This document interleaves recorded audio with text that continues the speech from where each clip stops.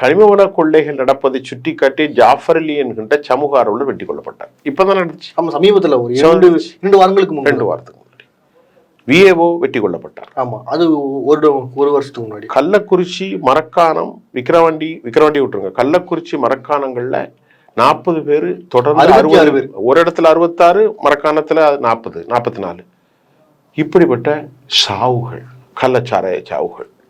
சேலத்துல அதிமுக பிரமுகர் வெட்டப்பட்டார், ஆம்ஸ்ட்ராங் வெட்டப்பட்டார்.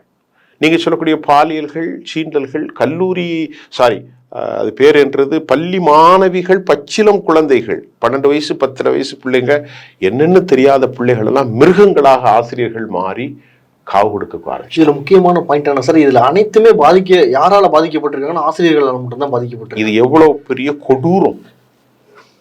ஒரு தந்தையாக, ஒரு தமையனாக, ஒரு சகோதரனாக இந்த பிள்ளைகளுக்கெல்லாம் நல்ல விவகாரங்களை சொல்லிக் கொடுக்கக்கூடிய ஆசிரியன் இந்த அநியாயத்தை செய்தால் தமிழ்நாட்டில் என்ன நடக்கிறது?